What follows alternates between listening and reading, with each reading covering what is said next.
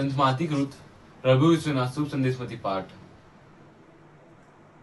અધ્યાય 24, કડી 42 થી 51.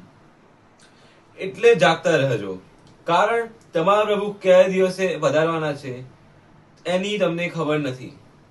તમને એટલું તો સમજો છો કે ઘર ગૃહિણીને ખબર હોય કે ચોર કઈ દિવસે કઈ ઘડીએ આવવાનો છે, તો તે જાગતો રહે અને ઘરમાં ખાતર પડવા ન દે.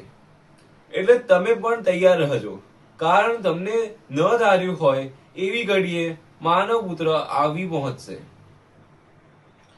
કોઈ શેઠ પોતાના નોકરની દેખરેખ રાખવાનું અને તેમને સમયસર ખાવાનું આપવાનું એક નોકરને સોંપી ગયો હતો. તો તે વફાદાર અને ડાહ્યો નોકર કહ્યો ગયો.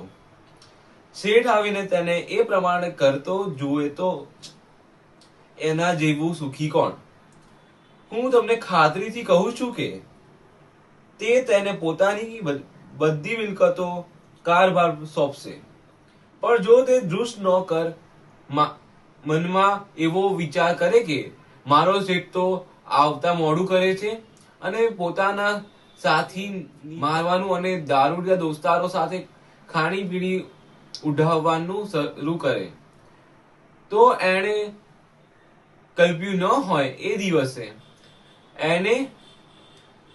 એને ખબર ન હોય એ ઘડીએ એનો શેઠ આવીને એને વળી નાખશે અને તેને ગંભીને દટાહાલ કરશે. ત્યાં રોવાનું અને દાંત પીસવાનું ચાલશે નહીં.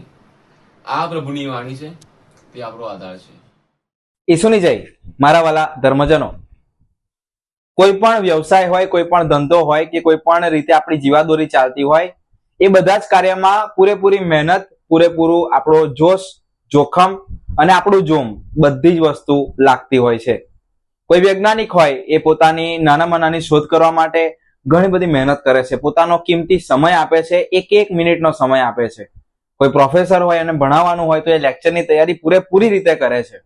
કદાચ કોઈ ડોક્ટર હોય અને ભણવા માટે પૂરેપૂરું દિવસ રાત એક કરીને ભણે છે, આગળ વધે છે, પૂરેપૂરી મહેનત કરે છે, અર્થાત તૈયારી કરે છે, જાગતા રહે છે. આ જ વસ્તુ કદાચ આપણા આધ્યાત્મિક જીવન બાબતે આવે તો, કદાચ આપણું ઈસુ પ્રત્યેનું વલણ કેવું છે, કે આપણો ઈશ્વર પ્રત્યેનો પ્રેમ કેટલો છે, આ બાબતે આવે તો આજના શુભ સંદેશમાં કહેલું છે, અને આજનો શુભ સંદેશનું શીર્ષક છે જાગતા રહેજો. શું આપણે જાગતા રહીએ છીએ ખરા? આબ્રાહમ તૈયાર થયો પોતાના એકના એક દીકરાનું બલિદાન આપવા માટે, અને એને પ્રભુનો પરચો મળ્યો, પ્રભુનો સાથ મળ્યો અને પ્રભુનો પ્રેમ મળ્યો. મોશેએ પ્રભુનો અવાજ સાંભળ્યો, મોશે તૈયાર થયો એટલે એને પ્રભુના ચમત્કાર જોવા માટે મળ્યા. આ બધા ઉદાહરણો આપણા જીવનમાં એટલા માટે આપવામાં આવ્યા છે કે આજે આપણે પણ તૈયાર રહીએ, આપણે પણ જાગતા રહીએ, આપણે પણ સાવધ રહીએ, કારણ આપણને ખબર નથી ઈશ્વર કયા પડે ક્યારે આવવાના છે. આપણા હૃદયમાં તો વસે જ છે, પણ એ ચોક્કસ નજર રાખે છે કે આપણે એમના માટે કાર્ય કેટલું કર્યું, આપણા સમાજ માટે, આપણા દેવળ માટે, આપણા કુટુંબ માટે કે આપણા ફળિયા માટે કેટલું કર્યું. ઈશ્વરના નામમાં આપણે કેટલું પોતાનું જોમ આપ્યું, કેટલો પોતાનો પ્રેમ આપ્યો. આજે એ બાબતે આપણને ઈશ્વર જાગતા રહેવાનું કહે છે. ચાલો આપણે આંખો ઉઘાડીએ, ઈશ્વર તરફ ચાલતા થઈએ અને લોકોને પણ એ જ રસ્તે દોરીએ. ઈસુની જય.